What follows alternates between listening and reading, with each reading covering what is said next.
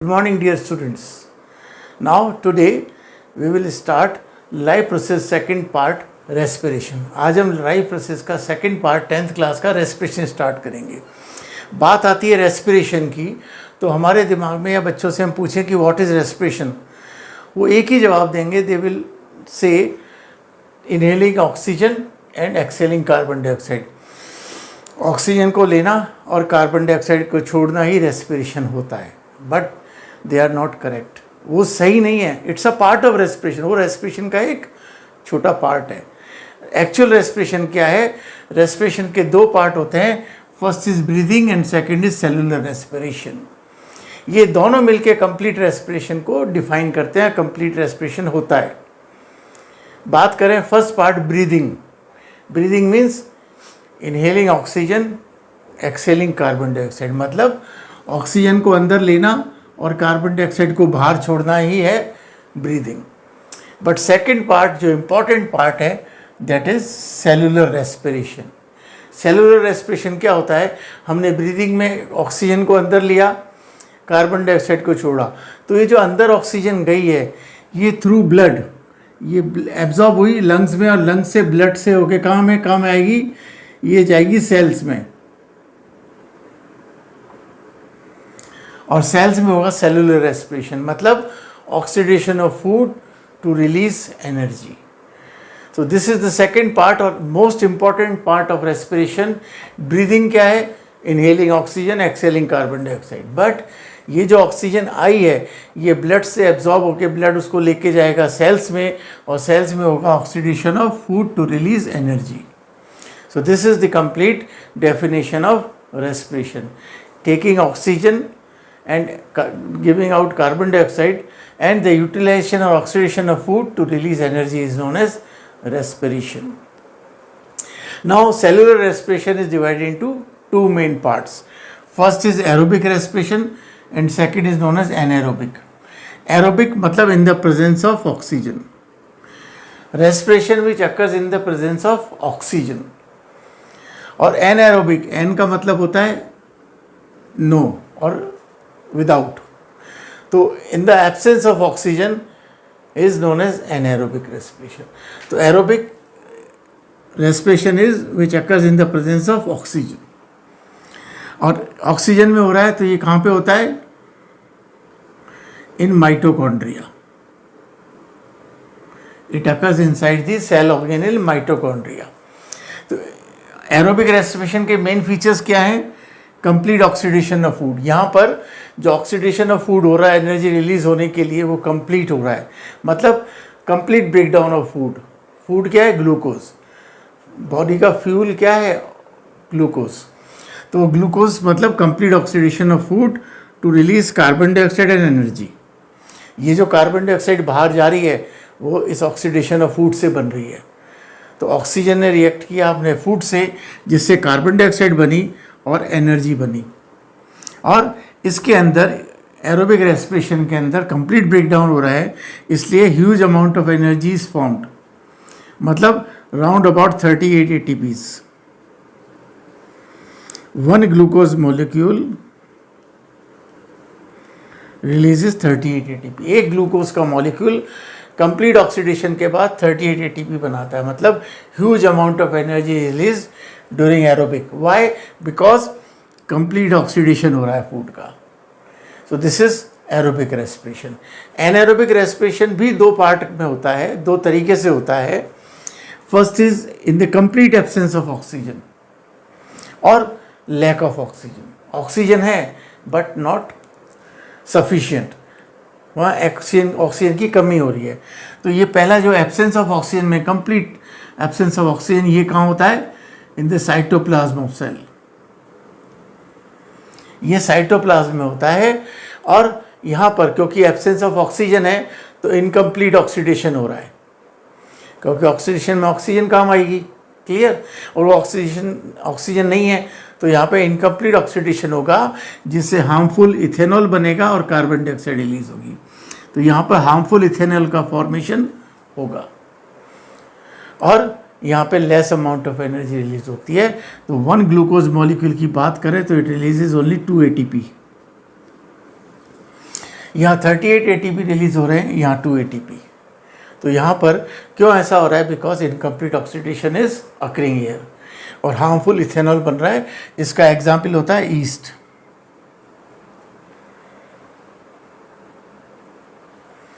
और lack of oxygen कई बार जब हमारी बॉडी के अंदर मसल सेल्स के अंदर होता है, ये इनकम्प्लीट ऑक्सीडेशन होता है यहाँ पर, क्योंकि ऑक्सीजन पूरी नहीं मिल रही है। और जिससे क्या होता है? लैक्टिक एसिड और कार्बन डाइऑक्साइड फॉर्म होता है। यहाँ पर हार्मफुल इथेनॉल फॉर्म हो रहा था, वो हार्मफुल है, but lactic acid is not so harmful. Harmful है but it is not so harmful. तो इनकम्प्लीट ऑक्सीडेशन में लैक्टिक एसिड का फॉर्मेशन होता है और कार्बन डाइऑक्साइड, और यहाँ भी लेस एनर्जी निकलती है। तो ये एरोबिक और एनारोबिक का डिफरेंस है, जो कि कई बार 2 मार्क्स क्वेश्चन में पूछा जा चुका है। 2 मार्क्स क्वेश्चन में पूछा जा चुका है, differentiate between aerobic and anaerobic. तो आप वहाँ पर ये 3-4 पॉइंट्स बताकर अपने कंप्लीट 2 मार्क्स ले सकते हैं। और जैसा आपको पता है ना, कि ये जो डिटेल नोट्स हैं वो आपको मेरे व्हाट्सएप चैनल पे मिलेंगे, और व्हाट्सएप चैनल का डिस्क्रिप्शन में लिंक है, आप उससे जाके चैनल को फॉलो कर लीजिए। कंप्लीट डिटेल नोट्स और रिलेटेड क्वेश्चंस आपको वहाँ मिल जाएंगे फ्री में। और जैसा कि आप जानते हैं कि आपको ऐसे डिटेल नोट्स और सबके लिए आप मेरे चैनल को लाइक, शेयर और सब्सक्राइब करिए। तो अब बात करते हैं एरोबिक और एनारोबिक को एक बार और समझते हैं, एक डिटेल तरीके से। दोबारा एक इक्वेशन के फॉर्म में मैं आपको क्लियर करता हूँ इसको वापस से। अब हम रेस्पिरेशन का जो एरोबिक और एनारोबिक का डिफरेंस था उसको हम इस फ्लो चार्ट से समझते हैं। देखिए, ग्लूकोज जो कि फूड है, हमने पढ़ा था न्यूट्रिशन में, digested food is converted into glucose. ये जो ग्लूकोज है, ये क्या है? ये फ्यूल भी है। It is the fuel for respiration. Respiration में ऑक्सीडेशन किसका हो रहा है? ग्लूकोज का। तो ये कहलाता है फ्यूल ऑफ रेस्पिरेशन। तो ये जो फ्यूल है ग्लूकोज, जब ये साइटोप्लाज्म में पहुंचता है सेल के अंदर, जो एसिमिलेशन हुआ था, अपन ने पढ़ा एसिमिलेशन, जिसमें ऑक्सीजन ब्लड ऑक्सीजन को लेके गया साइटोप्लाज्म में, वहाँ पे एब्सेंस ऑफ ऑक्सीजन में इसका कन्वर्जन हुआ into pyruvic acid. This pyruvic acid is formed, और ये पायरुविक एसिड क्या है? 3 कार्बन कंपाउंड है, और 2 ATP एनर्जी बनी इस प्रोसेस के अंदर, इस ब्रेकडाउन के अंदर। अब fate of pyruvic acid, pyruvic acid का आगे क्या होगा? What will be the fate of pyruvic acid? वो डिपेंड करता है कि उसको ऑक्सीजन किस तरीके से मिलेगी। In the complete absence of oxygen, अगर कंप्लीट एब्सेंस ऑफ ऑक्सीजन होता है, जैसे एग्जांपल ईस्ट के अंदर, तो ये बनाता है harmful ethanol and carbon dioxide, और less amount of energy is released. क्यों? यहाँ कंप्लीट ऑक्सीडेशन नहीं हो रहा फूड का। ये एक फेट है, ये एक पॉसिबिलिटी है कि अगर पायरुविक एसिड, मतलब ईस्ट की बात करें तो ईस्ट के अंदर ये वाला जो कॉन्सेप्ट है ये तो हो रहा है, सेल के अंदर जाके ये प्रोसेस हो रहा है पायरुविक एसिड तक। बट पायरुविक एसिड के बाद क्या होगा? In the absence of oxygen yeast के अंदर इथेनॉल बनेगा, कार्बन डाइऑक्साइड बनेगी और less amount of energy. Second fate की बात करें कि इसका सेकंड क्या होगा? अगर लैक ऑफ ऑक्सीजन रहता है, ऑक्सीजन है but not adequate amount of oxygen, proper oxygen नहीं है, तो जैसा हमारी मसल सेल्स में जब हम बहुत ज़्यादा, आपने देखा होगा कि क्रिकेटर्स को मैच के समय या एथलीट्स को जब वो रेस लगाते हैं, या क्रिकेटर जब काफ़ी लंबा खेल जाता है तो उसकी मसल्स में क्रैम्प्स आ जाते हैं। या आप भी, जैसे we are not used to running, हम रनिंग करने के या खेलने के इतने ज़्यादा यूज्ड टू नहीं हैं, और अगर हम लंबा खेलते हैं तो हमारी मसल्स में क्रैम्प आ जाता है। वो क्रैम्प क्यों आता है? क्योंकि वहाँ पर हमारी मसल्स में ऑक्सीजन की सप्लाई कम हो जाती है ना। तो उस कंडीशन में होता है लैक ऑफ ऑक्सीजन। उस वक्त लैक्टिक एसिड बनता है, एनर्जी बनता है, और ये लैक्टिक एसिड जो है ये हमारी बॉडी के अंदर क्रैम्प्स क्रिएट करता है। जो मसल्स जो होती हैं उनके अंदर क्रैम्प्स आ जाते हैं, वो आते हैं ड्यू टू लैक्टिक एसिड। और थर्ड फेट ये है पायरुविक एसिड का कि pyruvic acid in the presence of oxygen, जैसा कि हमारे सेल की माइटोकॉन्ड्रिया में होता है, तो यहाँ पर कंप्लीट ऑक्सीडेशन होता है, कार्बन डाइऑक्साइड बनती है, वाटर बनती है और एनर्जी बनती है। ये कार्बन डाइऑक्साइड बॉडी से बाहर चली जाती है, वाटर बॉडी के अंदर यूज़ हो जाता है और एनर्जी बॉडी के अंदर स्टोर हो जाती है। So this is the fate of pyruvic acid. अब ये पायरुविक एसिड का फेट किस पे डिपेंड करता है? अवेलेबिलिटी ऑफ ऑक्सीजन पे। सिंपल, किस पे डिपेंड कर रहा है? Availability of oxygen. अगर उसको कंप्लीट एब्सेंस है, जैसा ईस्ट के अंदर होता है, तो ethanol plus carbon dioxide plus energy बनेगी। और अगर पायरुविक एसिड को ऑक्सीजन मिल रही है बट प्रॉपर नहीं मिल रही है, जैसा हमारी मसल सेल्स में होता है, तो लैक्टिक एसिड बनेगा, एनर्जी बनेगी। और जब मैंने एग्जाम्पल बताया, क्रैम्प्स आते हैं, वो आते हैं due to formation of lactic acids. और थर्ड, कंप्लीट ऑक्सीजन मिल रहा है, उसको प्रॉपर ऑक्सीजन मिल रहा है जितनी रिक्वायरमेंट है, जैसा हमारा माइटोकॉन्ड्रिया में होता है एरोबिक रेस्पिरेशन के अंदर। तो उस वक्त कार्बन डाइऑक्साइड बनेगी, वाटर बनेगा, एनर्जी बनेगी। और ये कार्बन डाइऑक्साइड हम एक्सेल कर देंगे, वाटर हमारी बॉडी में यूज़ हो जाता है और एनर्जी हमारी बॉडी में हो जाती है store in the form of ATP। और एक ग्लूकोज मॉलिक्यूल जब इस तरीके से जाता है, ग्लूकोज का पायरुविक एसिड और इन the presence of oxygen mitochondria के अंदर जब कंप्लीट ब्रेकडाउन होता है, कंप्लीट ऑक्सीडेशन होता है, तो कितनी ATP बनती है? 38 ATP। और ATP का फुल फॉर्म देखें, एडिनोसिन ट्राईफॉस्फेट। और ये हमारी एनर्जी करेंसी है। ATP क्या है? एनर्जी। हमारी एनर्जी जो है ATP के फॉर्म में बॉडी में स्टोर रहती है। जब भी हमें ज़रूरत होती है तो ये एडिनोसिन ट्राईफॉस्फेट ATP का स्ट्रक्चर ये है। Adenosine is a nitrogenous compound, है ना। उसके अंदर 3 फॉस्फेट बॉन्ड है। ये पहला वाला, दिस इज सेकंड और दिस इज थर्ड। तो सेकंड और थर्ड जो हैं, जो इस तरीके से बने हुए हैं, they are high energy bond.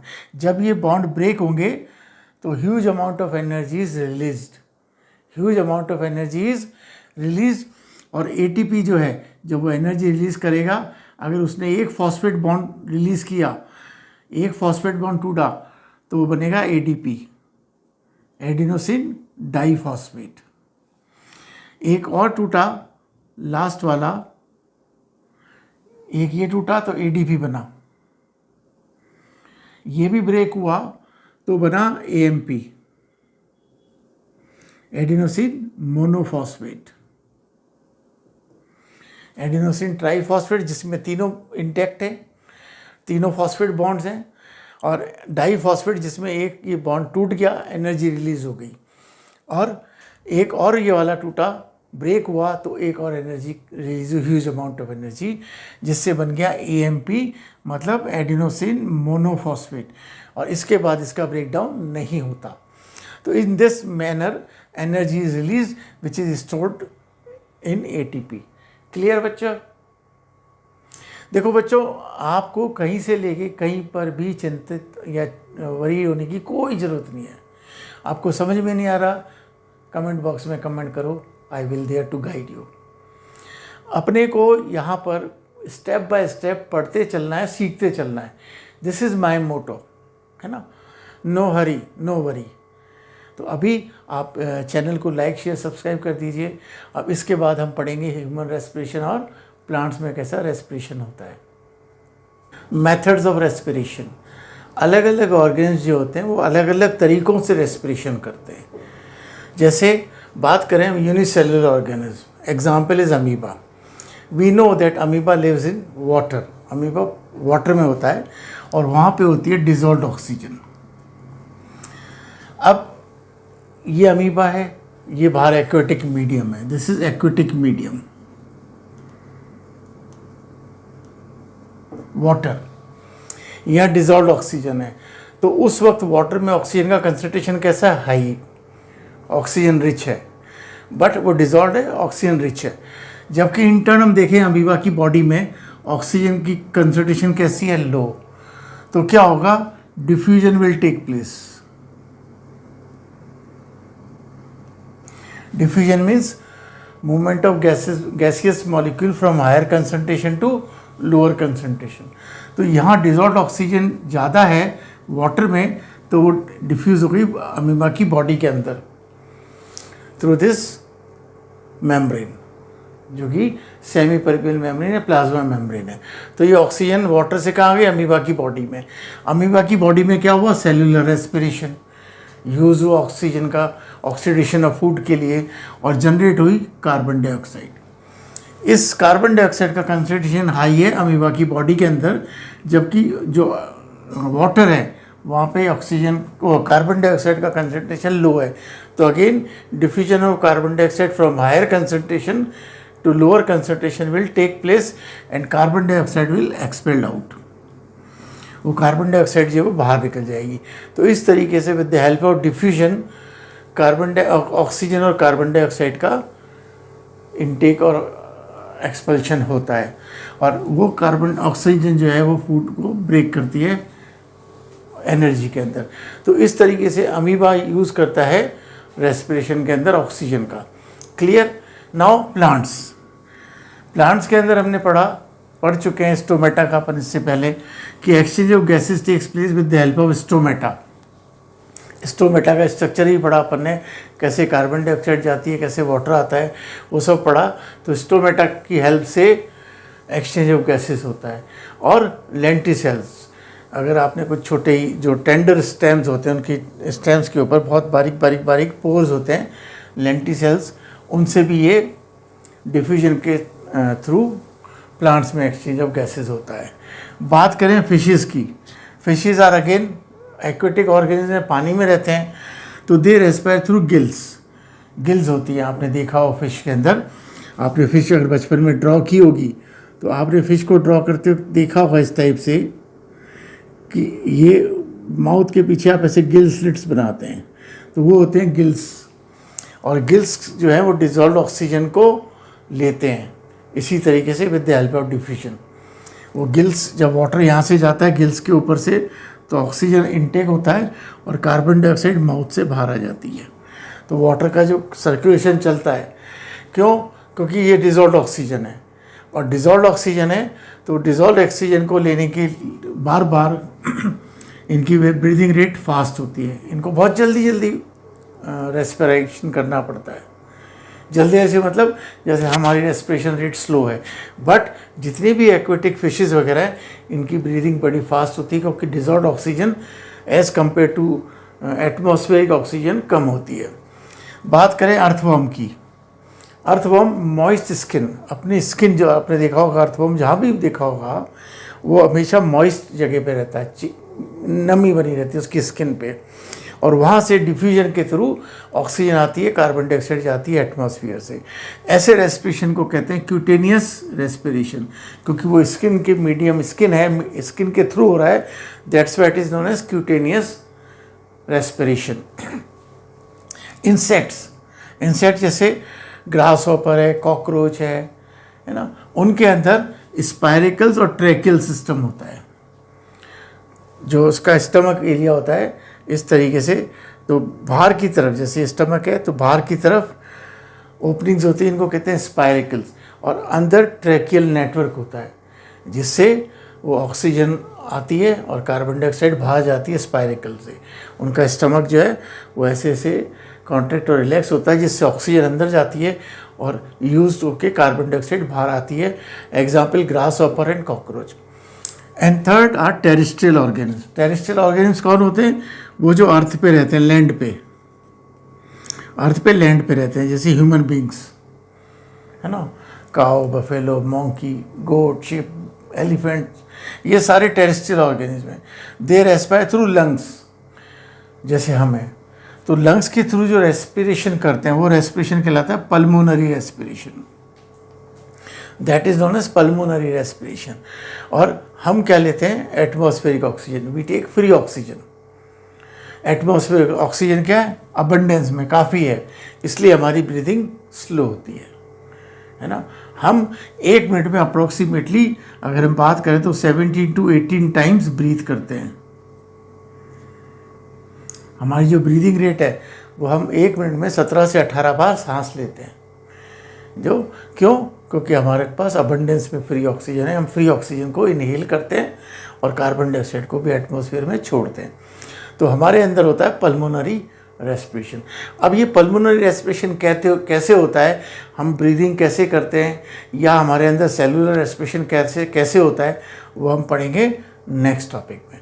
So these are the various methods of respiration, अलग अलग में, बट बेसिकली डिफ्यूजन के थ्रू ज़्यादा होता है। हमारी बॉडी में भी जब गैसियस एक्सचेंज होता है तो वो डिफ्यूजन के थ्रू होता है। तो अब हम पढ़ेंगे टेरेस्ट्रियल ऑर्गेनिज्म मतलब ह्यूमन बींग्स के अंदर पल्मोनरी रेस्पिरेशन कैसे होता है। हेलो डियर स्टूडेंट्स, आज हम स्टार्ट कर रहे हैं रेस्पिरेशन इन ह्यूमन बींग्स। और ह्यूमन बींग्स के अंदर रेस्पिरेशन के लिए एक प्रॉपर रेस्पिरेटरी सिस्टम होता है, और उस रेस्पिरेटरी सिस्टम के जो पार्ट्स होते हैं वो होते हैं नॉस्ट्रल्स या नेजल पैसेज, वो खुलता है लैरिंग्स के अंदर, लैरिंग्स खुलता है ट्रैकिया के अंदर, और trachea open into two bronchi. Trachea जब अंदर जाता है, विंड पाइप जिसे कहते हैं, तो चेस्ट में जाके वो डिवाइड हो जाता है, two Y shape, inverted Y shape structure बनता है जिसको कहते हैं ब्रोंकाई। और ब्रोंकाई जो एक लंग्स में खुलते हैं, लेफ्ट और राइट लंग्स, और लंग्स में जाके ये ब्रोंकाई एक्सट्रीमली डिवाइड हो जाते हैं इनटू फाइन स्मॉल ब्रांचेस। उन ब्रांचेस को कहते हैं ब्रोंक्यूल्स, और हर ब्रोंक्यूल जो होता है एक एल्विलाई के अंदर एंड होता है इस तरीके से। तो हमारे जो लंग्स होते हैं उन लंग्स को हम कहते हैं एल्वियुलर लंग्स। हमारे लंग्स जो है वो कोई ऐसे स्ट्रक्चर नहीं है, they are only made up of alveoli. वो पूरा एक बंच है एल्विलाई का। जैसे ग्रेप्स होते हैं ना, ग्रेप्स के अंदर आपने देखे होंगे ग्रेप्स लगे होते हैं। अगर आप एक ग्रेप को तोड़ो तो उस ग्रेप के ऊपर एक छोटी सी उसका छोटा सा हिस्सा होता है जो उसके संग अटैच रहता है ना। एक मेन ब्रांच होती है, उस मेन ब्रांच से सबलेट्स निकल रही होती हैं और उन पर लगे होते हैं एक ग्रेप्स। तो इसी तरीके से वो ग्रेप्स जो होते हैं उसी तरीके से ये एल्विलाई होते हैं, और हमारे लंग सिर्फ एल्विलाई का क्लस्टर है। अब बात करते हैं नॉस्ट्रल्स की। जो पूरा रेस्पिरेटरी सिस्टम स्टार्ट होता है तो उसके अंदर नॉस्ट्रल्स, ये एक्सटर्नल नॉस्ट्रल्स होते हैं जो एक नेज़ल पैसेज या नेज़ल कैविटी के अंदर खुलते हैं। तो 2 एक्सटर्नल नॉस्ट्रल्स हैं, नेज़ल पैसेज में खुल रहे हैं लेफ्ट और राइट। उसके बाद अंदर यहाँ पर 2 इंटरनल नॉस्ट्रल्स होते हैं, और वो इंटरनल नॉस्ट्रल्स यहाँ खुल रहे होते हैं जो कि माउथ में आते हैं। हमारा माउथ और ये नोज़ का सिस्टम दोनों कनेक्टेड है यहाँ पे। फिर आता है लैरिंग्स, लैरिंग्स को हम वॉइस बॉक्स भी कहते हैं। तो अब बात करते हैं नॉस्ट्रल्स की। नॉस्ट्रल्स जो है वो खुलते हैं नेज़ल पैसेज में। नेज़ल पैसेज में क्या होता है, हेयर्स होते हैं और एक म्यूकस होता है। ये जो पैसेज है नेज़ल पैसेज, इसके अंदर हेयर्स होते हैं, फाइन रे ऑफ हेयर्स, और म्यूकस होता है। म्यूकस क्या होता है, एक स्टिकी लिक्विड होता है, स्टिकी नेचर। और इन दोनों का काम क्या होता है, हेयर्स का और म्यूकस का, to trap germs and dust.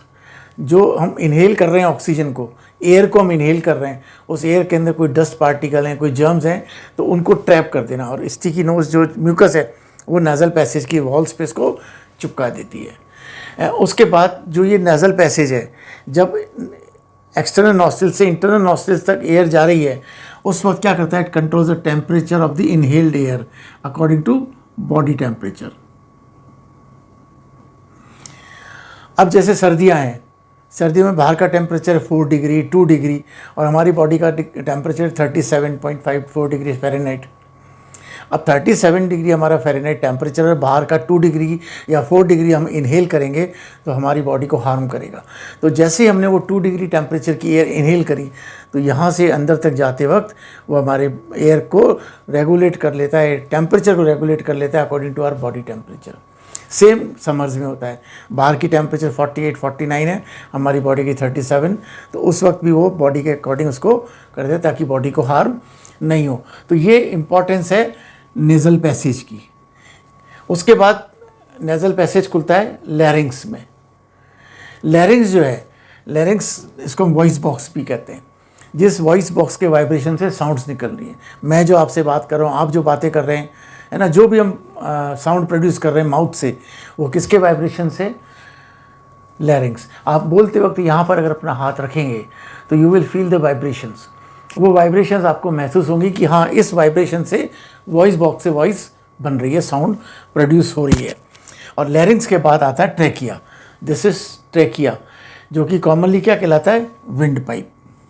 Simple word में हम विंड पाइप कहते हैं। जैसे ईसोफेगस अपन ने पढ़ा था, उसको फूड पाइप बोलते हैं, इसको बोलते हैं विंड पाइप। ये ट्रैकिया। अब जो ये ट्रैकिया है, इस ट्रैकिया के अंदर जो ट्रैकिया की ओपनिंग होती है, जो लैरिंक्स में खुलती है, उसको कहते हैं एपिग्लॉटिस। उसकी ओपनिंग को, जो ये ओपनिंग है, इस ओपनिंग को बोलते हैं एपिग्लॉटिस। अब इस ग्लॉटिस के एपिग्लॉटिस के ऊपर एक मस्कुलर फ्लैप होता है जिसको हम कहते हैं ग्लॉटिस। ये ग्लॉटिस, जैसे ये पाइप है विंड पाइप, उसके ऊपर एक फ्लैप। ये फ्लैप क्या करता है, जब हम eight the time of food swelling, जब हम इनहेल कर रहे हैं तब तो कोई दिक्कत नहीं है, गैस जो एयर गई है वो सीधी वो विंड पाइप में जाएगी।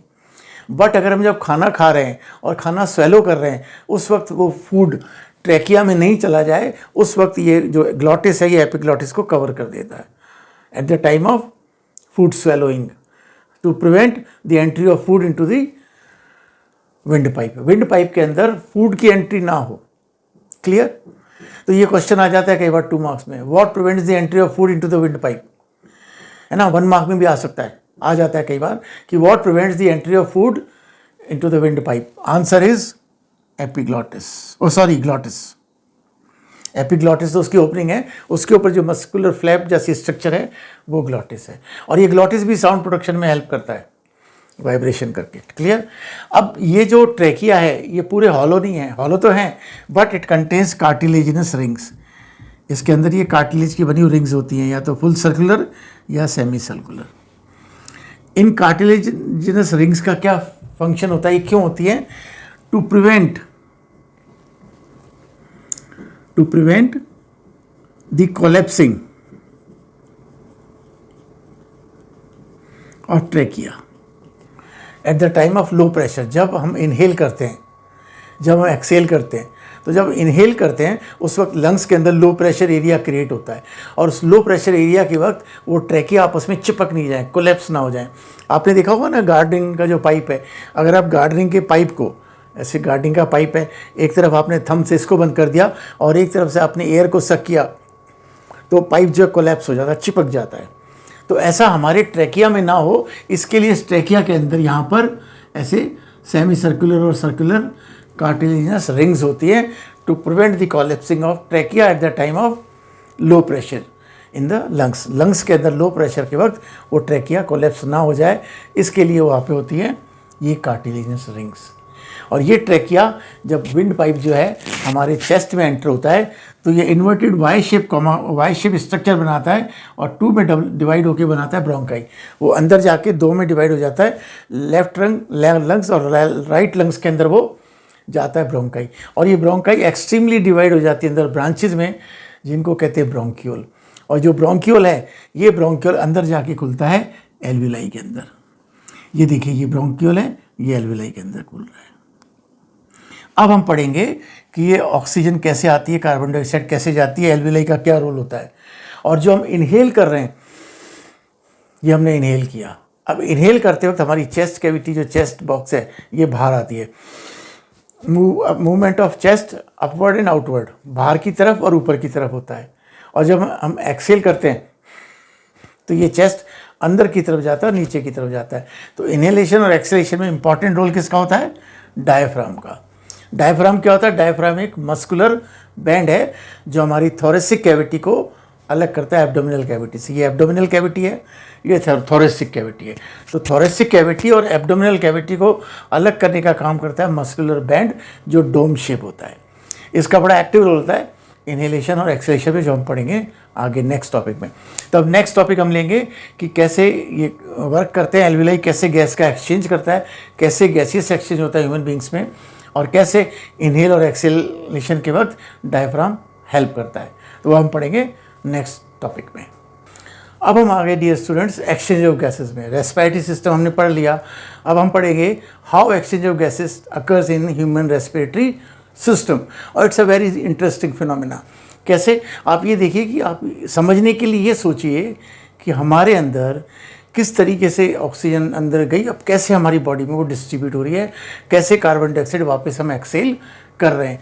तो आप उस चीज़ को अगर समझ के करेंगे तो आपको बहुत बेनिफिट होगा और आपका बहुत इंटरेस्ट जनरेट होगा इस चीज़ में कि देखें हमारे बॉडी में आखिर ऐसा होता कैसे है ना।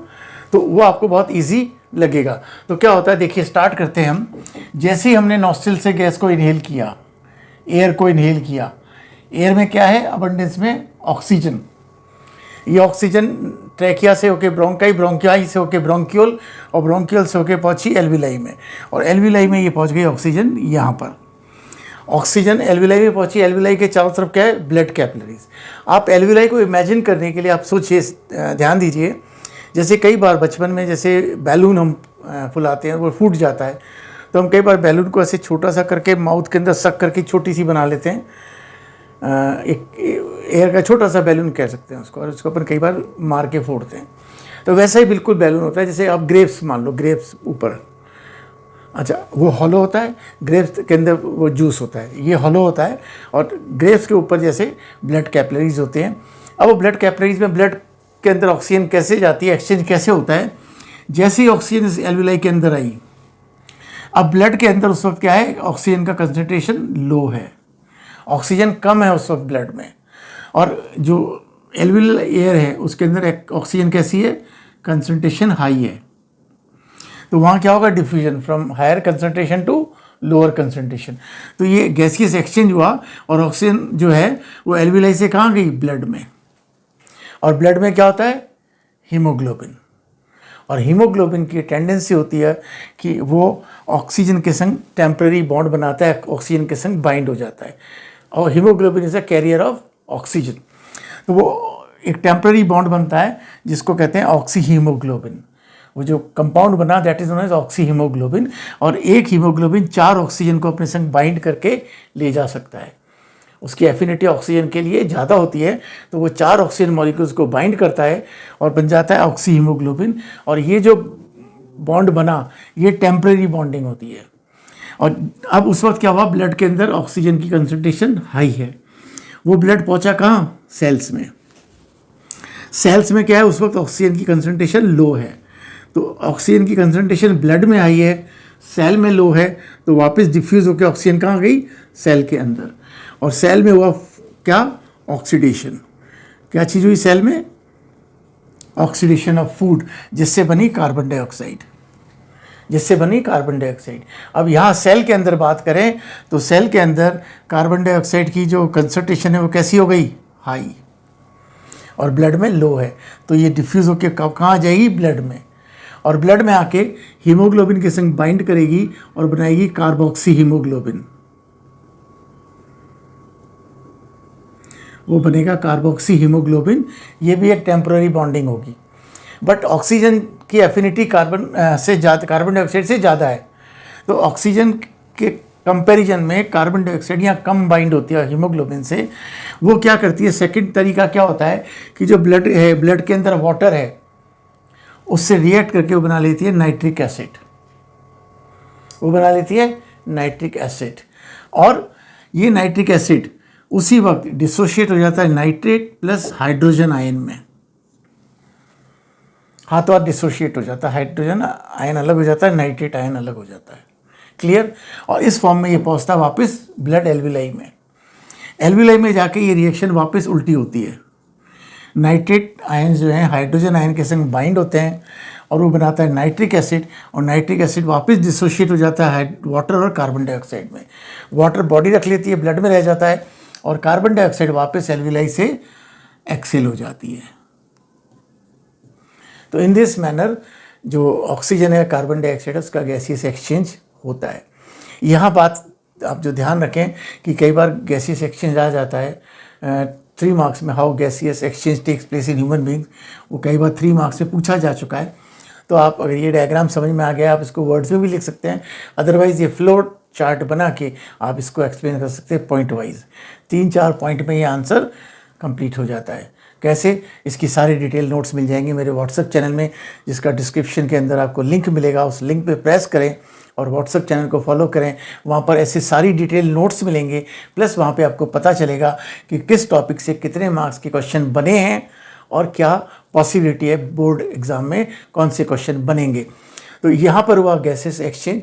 अब हम पढ़ेंगे और इम्पॉर्टेंट टॉपिक जो इस चैप्टर का लास्ट टॉपिक है रेस्पिरेशन का, दैट इज़ ब्रीदिंग मैकेनिज्म। कैसे हम इनहेल करते हैं, कैसे हम एक्सहेल करते हैं, तो वो पढ़ेंगे अब इसके बाद। Now next important topic, how breathing occurs. या हम कह सकते हैं ब्रीदिंग मैकेनिज्म, कि ब्रीदिंग का मैकेनिज्म क्या होता है,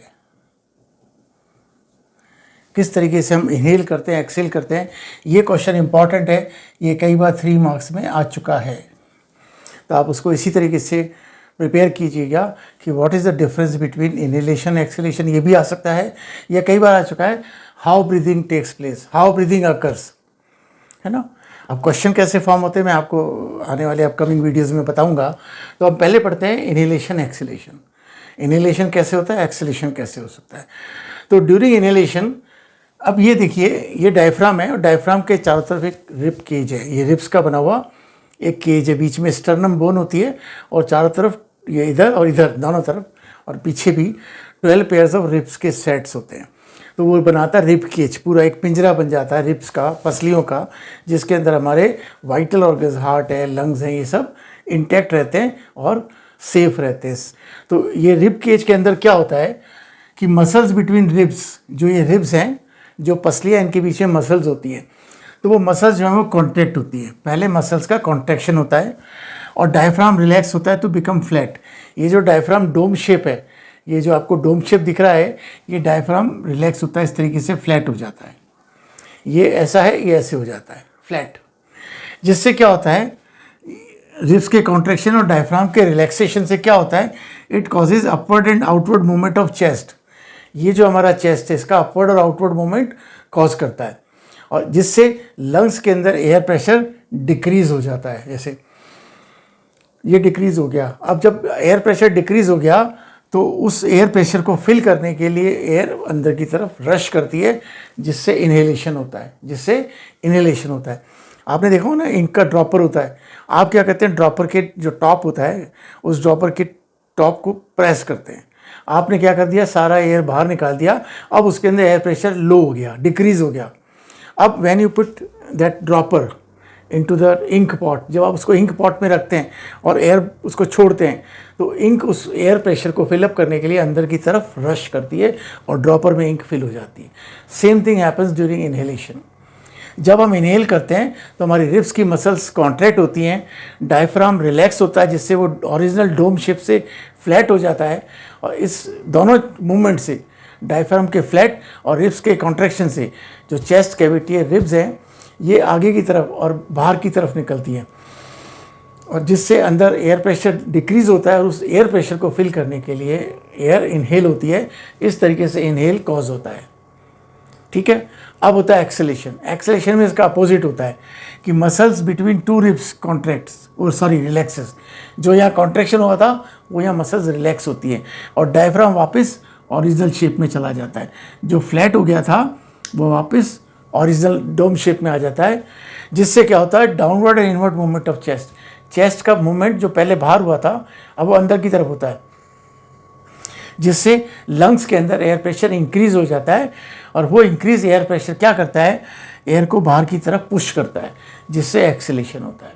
तो ये कॉन्ट्रैक्शन रिलैक्सेशन साथ साथ चलता रहता है और इनहेलेशन के बाद एक्सेलेशन होता रहता है, और इसको कहते हैं ब्रीदिंग मैकेनिज्म। जो मैंने आपको स्टार्टिंग में बताया वो इम्पॉर्टेंट टॉपिक है फॉर 2 मार्क्स, जो सॉरी 3 मार्क्स। 3 मार्क्स के अंदर ये कई बार आ चुका है बोर्ड क्वेश्चंस में। और ये इनहेलेशन एक्सेलेशन इस तरीके से आपको, no need to draw this diagram, आप सिर्फ ये 3 पॉइंट्स डिस्क्राइब कर दीजिए, है ना। आप ये वाला याद करेंगे, इसका अपोजिट आप अपने आप लिख सकते हैं, है ना। नो नीड टू ग्रैस्प, आप उसको मग अप करने की जरूरत नहीं है कि मग अप कर ले, रट ले, नहीं। आप इसको समझ लीजिए, इसके जस्ट अपोजिट ये लिखना है, क्लियर। और इस तरह से इनहेलेशन एक्सेलेशन होता है, और हम 17 to 18 टाइम्स नॉर्मली ब्रीथ करते हैं पर मिनट। वो बात अलग है कि हम जैसे कोई एक्सरसाइज कर रहे हैं या रनिंग कर रहे हैं या साइकिलिंग कर रहे हैं, उस वक्त हमारी ब्रीदिंग बढ़ जाती है। वो इसलिए कि हमारी बॉडी को ऑक्सीजन की रिक्वायरमेंट ज़्यादा होती है, तो उस वक्त हम ज़्यादा ऑक्सीजन इनहेल करते हैं ताकि हमारी एनर्जी को मीटअप हो सके। नॉर्मली जब हम रेस्ट पोजीशन में हैं तो 17 to 18 टाइम पर मिनट हम ब्रीथ करते हैं, ठीक है। So this is all about respiration in human beings, और रेस्पिरेशन का जो पार्ट है लाइफ प्रोसेस का सेकंड पार्ट, वो यहाँ पे हमारा कंप्लीट होता है। और आप जानते ही हैं मेरे स्टूडेंट्स कि इनका जितना भी डिटेल नोट्स हैं वो आपको व्हाट्सएप चैनल में मिलेगा। आप मेरी इंस्टाग्राम आईडी फॉलो कर लीजिए, सब डिस्क्रिप्शन में दिया हुआ है, और वहाँ से आप इसको फॉलो करके अपने नोट्स, अपनी कैसे प्रिपरेशन करना है और कैसे इंपॉर्टेंट क्वेश्चन है बोर्ड के पॉइंट ऑफ व्यू से, वो सब वहाँ आपको मिलेंगे। So don't forget to follow that WhatsApp channel. Clear? और अभी अभी आप इसको लाइक, शेयर और सब्सक्राइब कर लीजिए मेरे इस चैनल को, ज़्यादा से ज़्यादा लोगों को शेयर कीजिए, स्टूडेंट्स तक पहुंचाइए, क्योंकि ऐसे बहुत से नीडी स्टूडेंट्स हैं। क्या देखिए क्या होता है कि मैंने जो अपने एक्सपीरियंस से देखा कि बहुत सारे टीचर्स जो आ रहे हैं, पढ़ा रहे हैं यूट्यूब पे, ये फलाना ढीमका, क्या कर रहे हो दोस्तों, बच्चा लोगों, तो ये this is not study. Study में आप वहाँ जादू का खेल नहीं दिखा रहे हैं कि आपको एकदम यो पोपा हनी सिंह बनना है, but it's a serious matter. आप सीरियसली पढ़ें, सीरियसली पढ़ाएं, बच्चों को ध्यान कंसेप्ट क्लियर करने में करें, अपनी हरकतों पे ना करें। तो प्लीज़ आप इस चीज़ को ध्यान में रखते हुए ज़्यादा से ज़्यादा चैनल को सब्सक्राइब करें और शेयर करें, ताकि नीडी स्टूडेंट्स तक ये पहुंच सके। Thank you. मिलते हैं अगले नेक्स्ट टॉपिक ट्रांसपोर्टेशन पे, जो कि बहुत इंपॉर्टेंट टॉपिक है क्वेश्चन वाइज और सीबीएसई बोर्ड वाइज, और एनटीएससी, मैंने पहले भी कहा था, NTSC national talent search examination जो 10th बोर्ड का वो बात साथ होता है, उसकी प्रिपरेशन भी आप यहाँ से कर सकते हैं, वो आपको हेल्प करेगा। तो till then, goodbye and thank you.